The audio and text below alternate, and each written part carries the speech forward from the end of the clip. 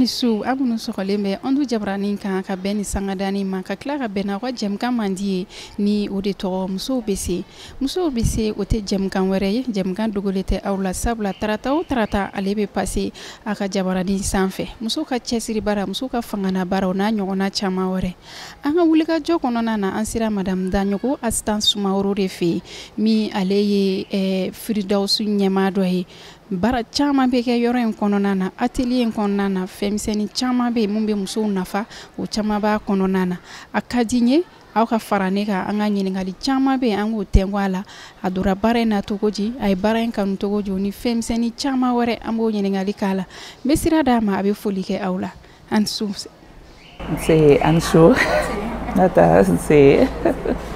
ayiwa ni y'a kɛlen ka foli kɛ aw la a yɛrɛ ɲɛ b'a la nisɔndiya ni karama o b'a yɔrɔ foli yɛrɛ dama o bɛ belebele bɔ an tɛ taa an bɛ sira d'a ma a b'a tɔgɔ n'a jamu n'a ka baarada a b'a da don la k'o fana ɲɛfɔ aw ɲɛna. Ne yɛrɛ tɔgɔ de madame Balo Asitan Sumaworo ala ne atelier Firidausi promotrice le awɔ. Ayiwa ale kɔni ye yan promotrice ye ɲɛmaa don an bɛna sira d'a ma atelier Firidausu in a yɛrɛ sɔrɔla cogo min na a k'o fɔ an ɲɛna tɔgɔ in ye min ye a ka tɔgɔ in ɲɛfɔ an ɲɛna kosɛbɛ. Ok atelier Firidausi ale ye atelier min ye ka a nana muso de dɛmɛni kama voilà donc atelier min don a bɛ muso de kama bon Firidausi Firidausi da la dɔwɛrɛ tɛ parce que Firidausi ye alijinɛ bulonba de alijinɛ jamayɔrɔ voilà donc cela veut dire ni muso o muso nana an ka atelier la i b'i ka alijinɛso sɔrɔ an fɛ yan nɔ parce que a ka dɔgɔ n'i ye métier o métier yirila k'i t'i ɲɛnata sɔrɔ donc o yɛrɛ nisɔndiya ye o ye hɛrɛ yɛrɛ anw yɛrɛ ma donc c'est pour cela an y'a tɔgɔ da la atelier o ye bolola baarakɛyɔrɔ ye Firidausi o ye alijinɛ donc musow ka alijinɛyɔrɔ. Ayiwa ne hakili la a ye faamuyali sɔrɔ atelier Firidausu explication na a y'a ɲɛfɔ cogo min na ko musow ka alijinɛso fɛn caman bɛ yen o bɛ k'a kɔnɔna na o de ye tɔgɔ in ta ka kɛ o ye o kɔnɔna na ne b'a fɛ ka dɔn atelier a dayɛlɛla kabini wagati jumɛn. Bon an ka atelier dayɛlɛla depuis 2019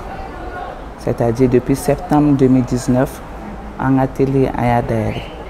voilà fo kana se bi ma awɔ.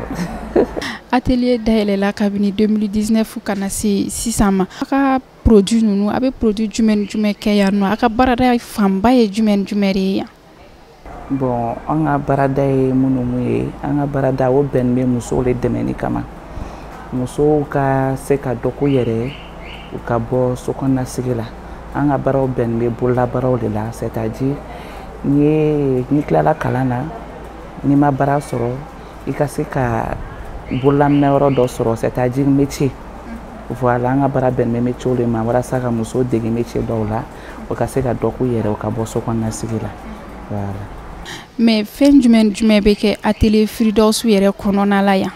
Bon an bɛ bololabaara caman de kɛ yan nɔ minnu bɛ musow concerné kosɛbɛ a fɔlɔ ye jumɛn ye mun yɛrɛ ka d'u ye kosɛbɛ an b'u dege farafin jaabi ani hindu jaabiw la c'est-à-dire senɲɛgɛnw voilà o ka masiri dɔ ye donc o formation ka d'u ye kosɛbɛ donc an b'u dege o la c'est-à-dire an n'u degela senɲɛgɛn la a ma se ka se bɔli ye k'u bɛ taa yala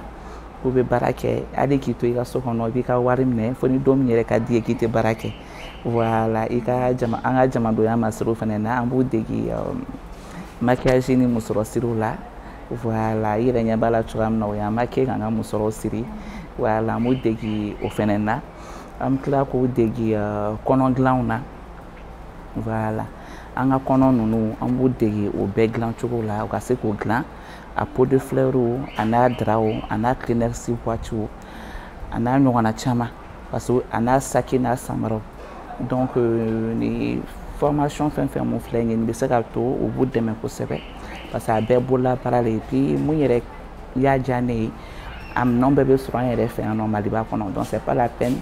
k'an bɛ taa jamana wɛrɛ la k'an bɛ taa minɛnw ɲini ka na fɛn fɛn bɛ kɛ yan nɔ a minɛnw bɛ sɔrɔ an fɛ yan nɔ donc o ye kɔnɔ dilan hukumu ye an bɛ tila k'u dege safinɛ dilan na voilà eau de javel ni gabakurunin ani safinɛji ani kurukuru safinɛ an b'u dege nin bɛɛ de la yan nɔ ani an b'u dege kalali fɛnɛ na voilà an b'u dege kalali la kalo 8 kɔnɔna la dɔrɔn en 8 mois an b'u dege fini tigɛ cogo a n'a kala cogo la a kɛla cɛ fini a kɛla muso fini walima a kɛla den fini quand même kalo 8 bɛ dafa yɔrɔ o yɔrɔ o b'a sɔrɔ u bɛɛ bolo jɛla bɛɛ bɛ se ka fini kala i yɛrɛ wa o bɛ client fɛnɛ sɔrɔ o tɛmɛnen kɔ ka bɔ yen an b'u dege wusulan dilanw na musoya kɔni o tɛ taa ni kasa duman tɛ voilà an b'u dege wusulan dilanw na geni b'o la siradini b'o la turuni b'o la parfɛnji b'o la maɲɔkisɛni b'o la ainsi de suite an b'u dege nin bɛɛ de la kalo 1 kɔnɔna la donc après ça aussi an bɛ tila k'u dege jus dilan na an ka suma bayɛlɛmaliw voilà il faut ma ko agroalimentaire an b'u dege jus la confiture ani an ka légumes voilà an ka nafɛn kɛnɛkɛnɛw u ka se ka mara cogoya min na ka na se san 1 san 2 ma ka sɔrɔ a ma tiɲɛ an b'u dege nin bɛɛ de la ka fara jus ni confiture ninnu bɛɛ kan ani an ka kurukɛciw bɛnɛ b'o la fini b'o la ani juga b'o la ainsi de suite an b'u dege nin fɛn ninnu bɛɛ lajɛlen la ani an bɛ tila k'u dege galado fɛnɛ na voilà an b'u dege bololabaara caman caman caman de la n'i yɛrɛ nana yan nɔ fo i bɛ tila ka embarras choix sɔrɔ i kan ka mun ni mun kɛ ani décoration événementielle aw yɛrɛ ɲɛ b'a la an yɛrɛ sigilen bɛ kɛnɛ min kan an ka ekɔlidenw de ni yɔrɔ décoré elles ont bien décoré walasa an ka se k'an ka émission kɛ cogoya min na ani tobili fɛnɛ na parce que décoration ni cuisine olu fila de bɛ taa ɲɔgɔn na voilà an bɛ o dege nin bɛɛ lajɛlen la ainsi de suite o de don voilà. Ni baara bɛɛ lajɛlen fɔ sisan tɔ o tɛmɛnen kɔfɛ sisan est-ce que mɔgɔ kelen bɛ se ka ni formation bɛɛ kɛ ou bien ni i nana i b'a fɔ ne b'a fɛ ka ni formation de kɛ i bɛ dege o la wa? Bien sûr mɔgɔ kelen bɛ se ka nin bɛɛ kɛ mais a bɛ dépend ni tilala mun na i bɛ se ka dɔ kɛ a bɛ dépend n'a sɔrɔ ni o programme tɛ don ɲɔgɔn na voilà c'est-à-dire ni nana n'i ka choix kɛ i bɛ fɛ par exemple ka farafin jaabi kɛ ou bien i bɛ fɛ ka maquillage ni musɔrɔ kɛ ainsi de suite n'i ye dɔ wɛrɛ n'o jala i ye tu peux le faire mais n'a sɔrɔ n'o heure tɛ coïncider ɲɔgɔn na i bɛ se ka participer au cas échéant i bɛ jɔ ni tilala nin na i bɛ sɔrɔ ka dɔ wɛrɛ kɛ voilà c'est ça sinon mɔgɔ kelen bɛ se ka nin bɛɛ kɛ a bɛ dépend faamuyali kɛcogo fɛnɛ de la parce que comme an ka formation bɛɛ a dabɔla i kalanna walima i ma kalan i bɛ se ka formation bɛɛ participer an y'a dabɔ o de kama voilà c'est ça. I ka nin baara in bɛɛ lajɛlen la mɔgɔ b'i bolo mun bɛ formation in kɛ ekɔlidenw kun ou bien e yɛrɛ de b'a k'u kun? Oui mɔgɔ bɛ n bolo ne yɛrɛ bɛ mun k'u kunna o ye safinɛ parce que safinɛ o ye ne yɛrɛ ka domaine ye o diyala n ye kosɛbɛ fɛn min don n y'a kanu kosɛbɛ o yɛrɛ de kɔnɔna la n bɔra ni formation caman ye ka na musow bɛ se ka faamuyali sɔrɔ mun na u bɛ se ka mun kalan mun ni safinɛ dilan dɔrɔn tɛ donc karamɔgɔ bɛ n bolo mun bɛ n dege o bɛɛ la voilà c'est-à-dire formation professeur bɛ a yɔrɔ bɛɛ kelen-kelen la mun bɛ se ka o dege o ka se ka baara in ɲɛdɔn cogoya min na ani a faamuyaliko ɲuman na c'est ça. I ka karamɔgɔ ninnu a bɛ taga mɔgɔ joli la sabula i ka baaramisɛnnin ka ca i ka yɔrɔ la yan nɔ? Formation bɛɛ n'a karamɔgɔ de don c'est-à-dire enu jaabi n'a karamɔgɔ de don farafin jaabi n'a karamɔgɔ de don maquillage n'a karamɔgɔ de don kalalikɛlaw o mesieurs b'a dan ma comment dirais-je kɔnɔ dilannaw ka karamɔgɔ wusulan dilannaw ka kalan je peux dire o bɛ se ka taa mɔgɔ 10 na à peu près parce que n y'an ka formation fɛn fɛn min jateminɛ a bɛ taa jɔ fo 10 la voilà n'a tɛna caya n'o ye dɔɔnin donc formation o bɛɛ ni a professeur de bɛ formation d'u ma c'est ça. Voilà. Ok mais an y'a jateminɛ i ka yɔrɔ na yan musow de ka ca a ka di i ka musow de ka valorisation kɛ ou bien cɛw fɛnɛ bɛ to ka na taga de?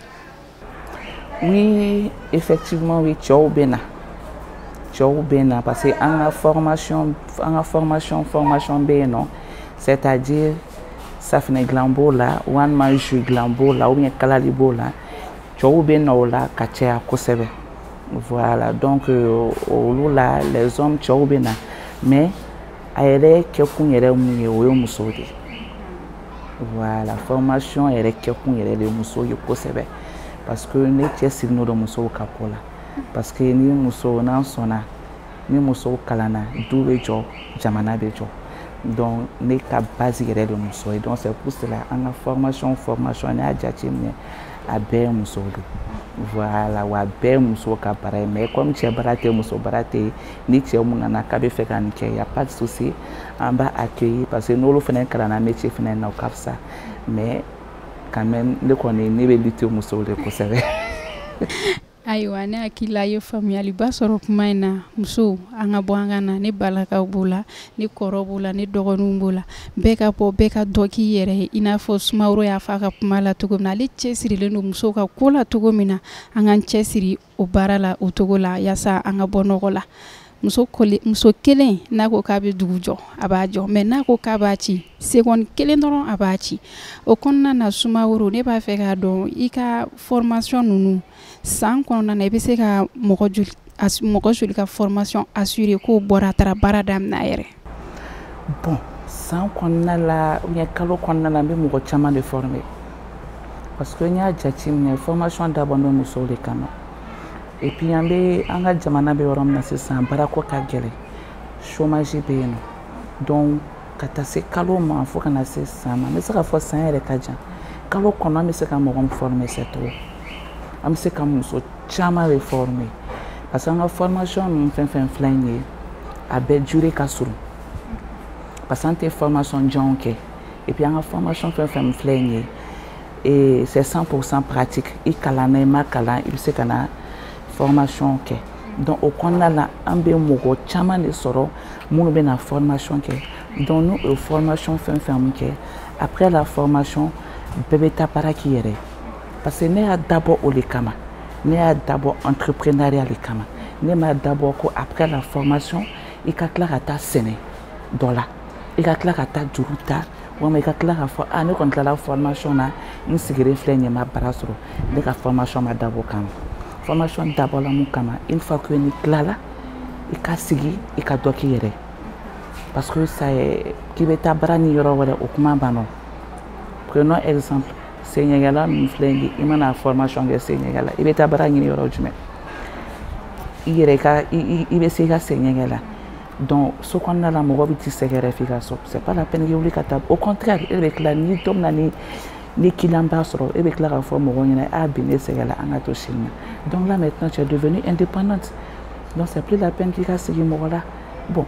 o mana bɔ yen nɔ maquillage ni musɔrɔ filɛ i bɛ sigi ka maquillage de kɛ musɔrɔ siri la an ka kungoyaw tɛ ban musow y'o ye kɔɲɔ b'an bolo denwuli b'an bolo olu dɔw na i ka mɔgɔw ka musɔrɔ n'u ka maquillage siri i bɛ lakodɔn o kɔnɔna la mais ça vaut plus la peine k'i bɛ taa yɔrɔ la k'i bɛ taa baara ɲini donc n'i y'a jateminɛ an ka formation kelen o kelen a dabɔla non seulement an ka se ka chômage kɛlɛ ka tila k'a fɔ ko n'i tilala formation na k'i ka taa siri yɔrɔ wɛrɛ kɛrɛfɛ k'i ka taa baara kɛ mɔgɔ wɛrɛ ye an m'a dabɔ o kama a dabɔla dɔrɔn une fois que n'i tilala que tu sois indépendante tu sois entrepreneur i kana dépend mɔgɔ la i ka baara k'i yɛrɛ nɔ voilà c'est ça. I ye entrepreneuriat ko kuma fɔ a la ne yɛrɛ bɛna ka na formation dɔ su yan nɔ inchallah o kɔfɛ sisan tɔ an bɛ jɛmukan ye an b'a a camancɛ la n tɛ se ka wuli ne ma foli belebele lase tanti Aɲa ma ale de ko jɛmukan fara journal kan ne ka passe ale ka salon na a bɛ maquillage kɛ n ye Fufalaki la n ka foli belebele b'a ye nin yɔrɔ la Sumaworo o kɔnɔna na i ko yɔrɔ in dayɛlɛla kabini 2019 ne ma fili k'a ta o wagati la ka na bila bi la i ye gɛlɛya min sɔrɔ a la ni nafa min sɔrɔ a la sabula diɲɛnatigɛ baara o baara i b'a sɔrɔ gɛlɛya b'a kɔnɔna na nafa fɛnɛ b'a la i bɛ se k'i da don o yɔrɔ fila la ka dɔ fɔ an ɲɛna o la. Comme i y'a fɔ cogoya min na diɲɛnatigɛ baara o baara gɛlɛya b'a la quand même n bɛ se k'a fɔ ko a daminɛ ma nɔgɔya parce que yani e yɛrɛ ka métier kalan ka tila ka na yira mɔgɔ la déjà c'est pas facile voilà parce que ne comme n y'a fɔ a ɲɛna cogoya min na ne y'a daminɛ ni safinɛ dilan de parce que fɛn min don a diyala n ye kosɛbɛ mais yani i yɛrɛ i ka o dilan ka tila k'a fɔ k'i bɛna sigi k'i bɛna jɔ jama ɲɛma ka na mɔgɔw kalan là c'est un problème parce que il faut que i bɛ ka mun kɛ f'i k'a maîtriser i tɛ se ka t'i jɔ mɔgɔ ɲɛna k'i bɛ nin kalantigɛ la ka sɔrɔ i yɛrɛ ma maîtriser donc o kɔnɔna la gɛlɛya caman bɛ se ka sɔrɔ o kɔnɔna la i n'a fɔ hali a dilantɔla la sɛgɛw bɛ jeni o n'a ɲɔgɔnna caman mais ni fɛn o fɛn ka di ye i bɛ se ka nɔ bɔ a la voilà donc o yɔrɔ kɔnɔna la n'i ye o safinɛ dilanw kɛ et puis ka tila ka jama la convaincu ko e bɛ ka nin formation kɛ mɔgɔw ka da la c'est pas facile a ma nɔgɔya ma dɔɔni parce que là j'ai été obligée de faire de bouche à oreille ou bien ka ka publication bila sur les réseaux sociaux mɔgɔw k'a ye o kana formation suit donc olu n'a ɲɔgɔnnaw la le fait yanni mɔgɔ ka da i la k'o bɛ na donc c'est pas du tout facile a bɛ baara caman de demander a bɛ effort caman de demander et puis ko o ko n'i ye fɛn o fɛn kanu i bɛ se ka nɔ bɔ a la et puis d'un côté ne tun bɛ se ka wuli ko n bɛ taa financement ɲini walasa mɔgɔw ka se k'an dɛmɛ mais n m'a kɛ n y'a ye mɔgɔw b'i dɛmɛ n y'a ye mɔgɔw b'i financer o y'a sɔrɔ e yɛrɛ ye premier pas kɛ o y'a sɔrɔ e yɛrɛ ka yira o la k'i bɛ ka mun kɛ ça vaut le coup ça vaut la peine pour que o kana i dɛmɛ voilà donc ne o yɔrɔ de lajɛ donc j'ai voulu me débrouiller seule ma sɔn ka taa yɔrɔ si ka yira u la ko franchement an bɛ se ka nin kɛ ka sɔrɔ a ma kɛ ni dɛmɛko ye voilà donc o n'a ɲɔgɔnnaw et puis n bɛ se k'a fɔ a gɛlɛyama yɔrɔ de kɛra olu yɔrɔ min ye sinon k'a fɔ ko n ye gɛlɛyaba sɔrɔ n bɛ se k'a fɔ n m'o sɔrɔ parce que pourquoi muso o muso mana na k'u bɛ na formation kɛ pour nous même c'est o ye ne yɛrɛ ma plaisir ye o ye ne yɛrɛ ma kunnawolo parce que muso o muso mana bɔ yan nɔ n'a sera ka métier dɔ kalan c'est comme si non seulement i y'a ka avenir labɛn i y'a denw ka avenir labɛn wa a bɛ sigi min na a bɛ cɛlasigi min na i sera ka kɛ sababu ye hali n'a sɔrɔ ni mankan min tun bɛ yen nɔ a ka métier nin sababu la a bɛna se ka dɔrɔmɛ 1 ɲɛ 2 ye donc o kɔnɔna la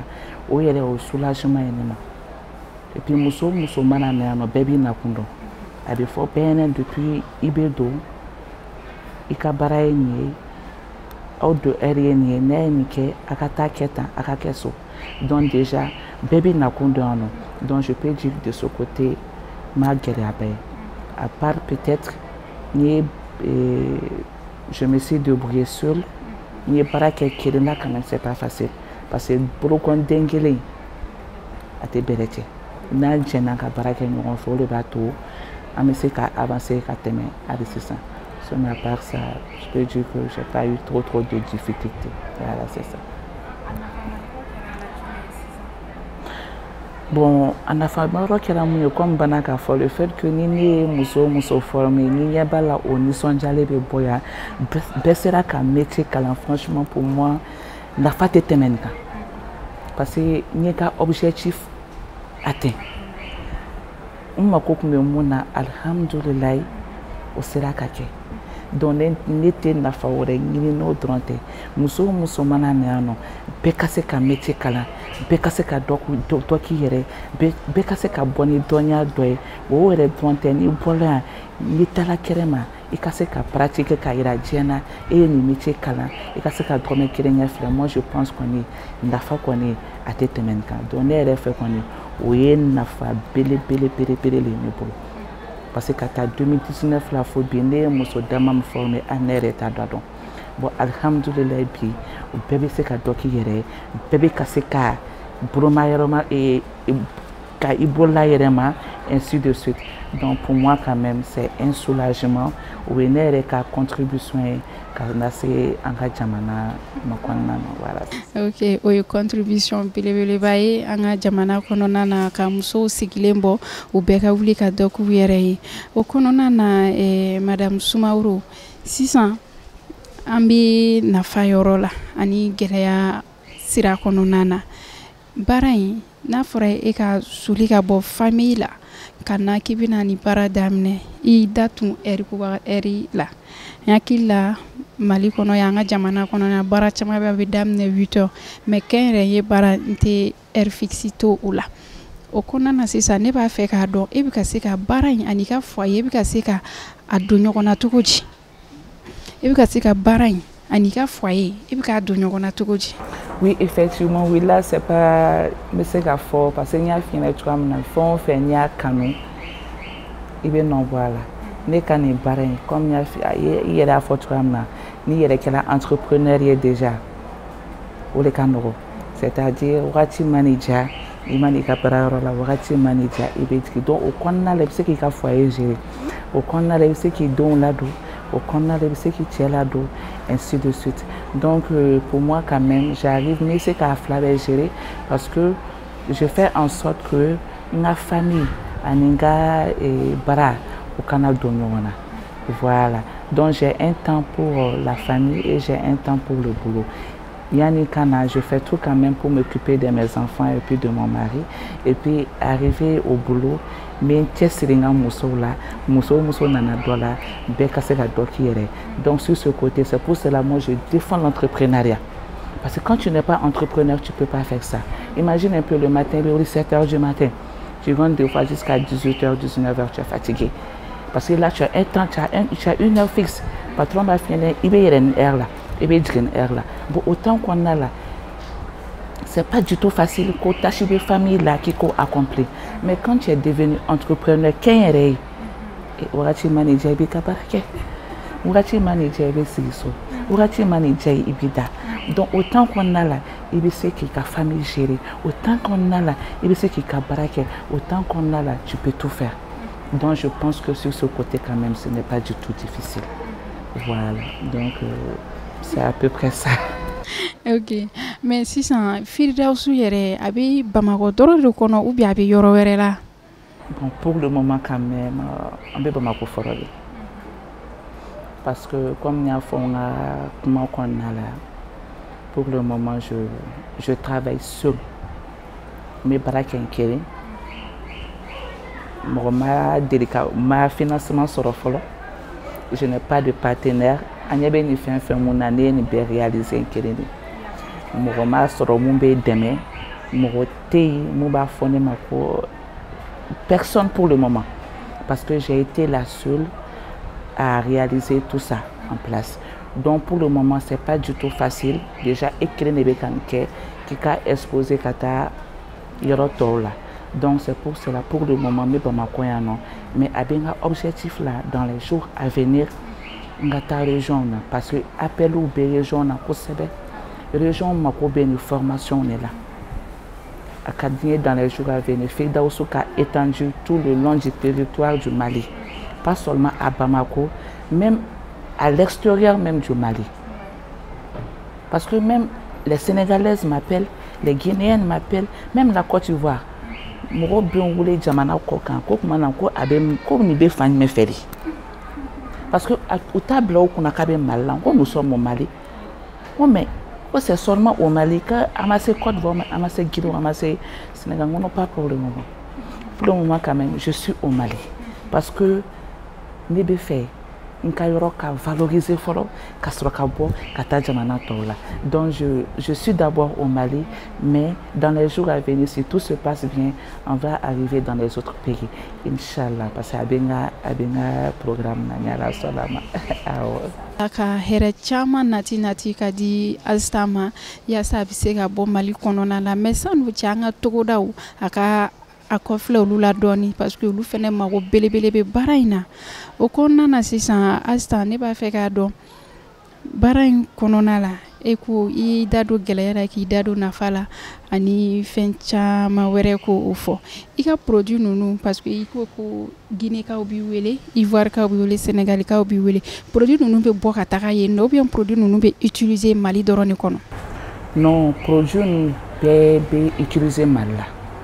Comme n'a fini, tu connais faire un Mali valorisé. Tu fais qu'à ta pays où elle est là, qu'à ta au nom takana. Parce qu'il faut que Mali là non potentiel bana,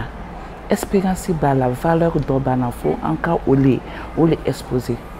Il faut que on y ait un produit mambourano. Il faut que on colle ira,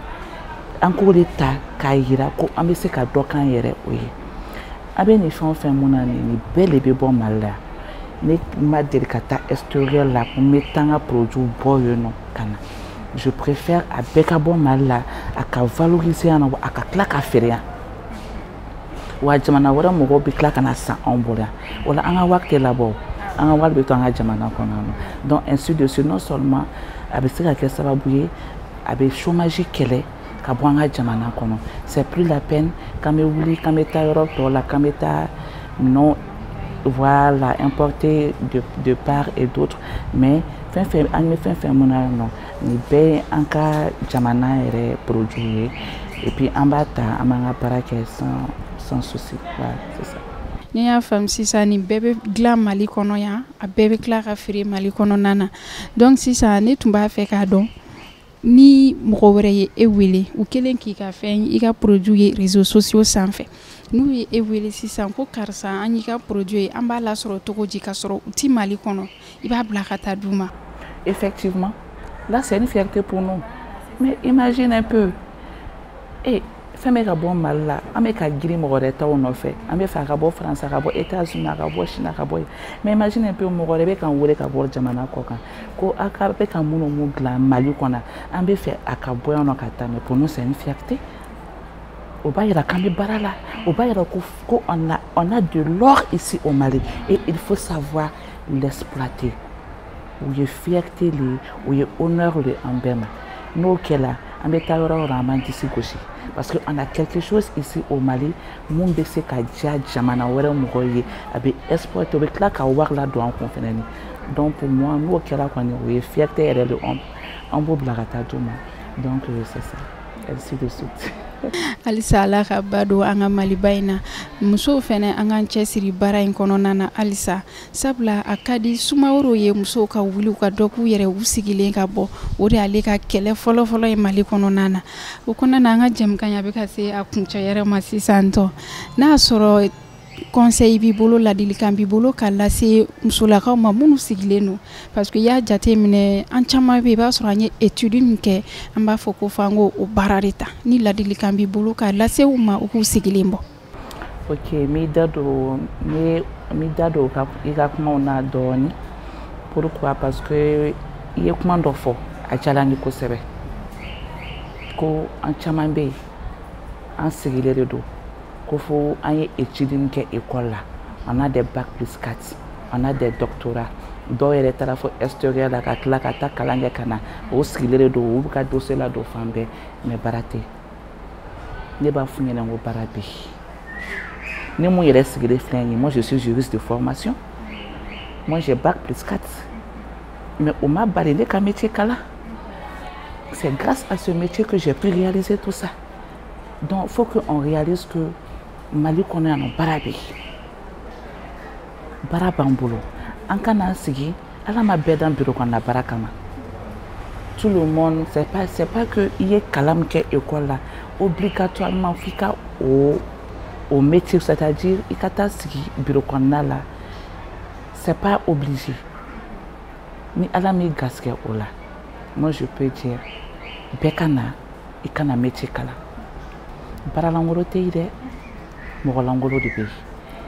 bureau kɔnɔna baara filɛ nin ye Ala ka ɲinɛ papa la il le disait tout le temps un jour j'ai l'honneur le deuxième jour j'ai les deux honneurs o tɛ dɔ wɛrɛ i b'i ka dossier ta i bɛ taa bila service dɔ la o b'a ye ton CV c'est bien rempli o b'i ta là ils ont l'honneur de te recevoir parce que o bɛ fɛ ka n'i ka baara la mais Ala k'an kisi k'an tanga don dɔ dugusɛjɛ dɔ i yɛrɛ ma sigi o b'a sigi ko j'ai les deux honneurs o y'i bilalen o y'a sɔrɔ tu as de la famille à la maison tu as des enfants tu as un mari tu as une charge mais e bilala ten o b'a yira ko salaire jɔ la qu'est-ce que tu vas faire tu vas t'asseoir mais ni a y'a sɔrɔ ni métier dɔ tun b'i bolo kɛrɛfɛ i bɛ ka se ka i bolola yɛrɛma kɛrɛfɛ o b'i bila yɔrɔ min na a tɛ digi la o parce que i yɛrɛ bɛ ka se ka mun sɔrɔ i ka métier la hali i t'o sɔrɔ hali bureau kɔnɔna baara la donc c'est pour ça je dis à toutes les Maliennes que baara bɛ an ka jamana kɔnɔ i y'a ji bolo an ka wuli an ka cɛsiri an ka wuli an ka matière min an ka jamana kɔnɔ an ka wuli an k'o valoriser donc comme je le disais toujours n b'a fɔ an ka jamanadenw ye an ka wuli an ka baara kɛ fosi tɛ baara bɔ dɛ surtout y'a fini ne chugana keren la muso ne cɛsirilen don musow le ka ko la kosɛbɛ voilà donc ma fɔ n balakaw ɲɛnɛ ni anw sɔnna jamana bɛ jɔ ni anw sɔnna du bɛ jɔ ni anw sɔnna an ka maliba in bɛ taa ɲɛ donc ne b'a fɔ musow ɲɛnɛ an ka wuli an ka na baara kɛ an ka wuli an ka dɔ k'an yɛrɛ an ka wuli an ka bɔ an mun na ko baaralankolon tɛ yen mɔgɔlankolon de bɛ yen n'an bɛɛ wulila ka dɔ k'an yɛrɛ jamana in a bɛ cogoya min na a bɛ bɔ o cogoya la chômage a bɛ ban pepu hali an si tɛ ɲɔgɔn biro kɔnɔna baara fɛ tuguni voilà donc n b'o de fɔ n balakaw ye n dɔgɔninw ani n kɔrɔw ainsi de suite voilà et puis ce que j'adresse à la jeunesse malienne bɛɛ ka wuli bɛɛ ka t'i cɛsiri cɛko t'a la musoko t'a la n'i ye métier sɔrɔ i k'o kɛ parce que moi je pense que fosi t'o bɔ bi o de bɛ se ka to entrepreneuriat an bɛ se ka avancer cogoya min na an ka jamana in kɔnɔ voilà c'est ça. Ayiwa hakili la ladilikan caman a y'o ta Astan ka kuma in kɔnɔna na ale cɛsirilen don muso ka ko la cogo min na a cɛsirilen don Mali ko la o cogo la musow bɛɛ ka wuli bɛɛ ka dɔ kɛ an kana an sigi ka an bolo da an sen kan baaralankolon tɛ jamana in kɔnɔ dɛ jamana in baaraba de b'a kɔnɔna na a y'a bɛɛ fɔ a ka kuma kɔnɔna na kuma kɔni tɛ ne da bilen k'a fɔ sabula ale caman fɔ a la ka ban wa ne hakili la a bɛna faamuyali caman sɔrɔ o kɔnɔna na bɛɛ ka wuli bɛɛ ka dɔ k'i yɛrɛ o kɔnɔna n'a sɔrɔ folikan b'i bolo an bɛ jɛmukan in kuncɛ. Bon an bɛ an lamɛnbaga bɛɛ lajɛlen fɔ mɔgɔ mun bɛ ka an lamɛn voilà an b'u bɛɛ lajɛlen fɔ an b'a f'u ɲɛna ko yɔrɔ dɔ bɛ Mali kɔnɔ nɔ mun bɛ ka musow degi bololabaara la voilà an b'u bɛɛ lajɛlen fɔ. Et puis bon, toujours, ne ka kuma ye kelen de me musow fo musow ne b'aw kɔ donc je ferai tout quand même fɛn fɛn se jamana in kɔnɔ je ferai tout quand même pour que musow an ka se ka taga ɲɛ sɔrɔ Mali in kɔnɔ yan nɔ inchallah voilà donc à part ça m'a f'u ɲɛna toujours an ka wuli an ka baara kɛ an ka dɔ k'an yɛrɛ fosi tɛ baara bɔ dɛ fosi tɛ baara bɔ deli o bɛn bɛ Ala le ma don o don nin diyan Ala le bɛ se k'o k'i ye mais n'i taara fɔ mɔgɔw ɲɛna don o don nin diyan o tɛ laban dɛ voilà donc n'i yɛrɛ dɔ k'i yɛrɛ ye i bɛ se ka fɛn caman bɛ yen nɔ i ka plaisir caman bɛ yen i bɛ se k'o sɔrɔ i yɛrɛ i b'i cɛ dɛmɛ i b'i denw dɛmɛ i b'i ka famille dɛmɛ ainsi de suite voilà c'est ça. hakili la a ye faamuyali caman sɔrɔ jɛmukan in kɔnɔna na ne b'a fɔ aw ɲɛna jɛmukan wɛrɛ ne bɛna tila ka maaba wɛrɛ bisimila kɛnɛ in kɔnɔna na san'o cɛ n tɛ bɔ kɛnɛ in kɔnɔ ne ma foli belebele lase tanti Anya ma ale ni Gope design ma tanti Anya ale ta ye maquillage ye Gope ale ta ye fini ye n tɛ wuli tuguni ne ma foli lase Astan Sumaworo fɛnɛ ma sabula n'i y'a ye i bɛ n'i sigi plateau kan k'i bɛ masala mɔgɔw ye faamuyali ka sɔrɔ baara in tagabolo la a ka sɔrɔ invité sɔnna Astan ka foli belebele b'a fɛnɛ ye sabula ale de sɔnna bi an ka wuli ka jɔ an ka se ale ma ka faamuyali kɛ ale ka baara tagabolo fana kɔnɔna o kɔnɔna na n b'a fɔ aw ɲɛna a k'an bɛɛ tarata wɛrɛ ne bɛna maaba wɛrɛ bisimila kɛnɛ kɔnɔna na min cɛsirilen don a ka baara la a bɛna a da don a ka baara kɛtaw la a b'a hakili to a la numéro min bɛ tɛmɛ Jabarani dugumala la n'a mago bɛ a la an ka se aw fɛ yen ou bien n'a mago b'a la an ka tila tuguni k'aw ka produit publicité fɛnɛ k'aw ye a bɛ se ka weleli kɛ numéro in na an bɛ boli ka se aw ma joona joona a k'an bɛɛ donna nataw la.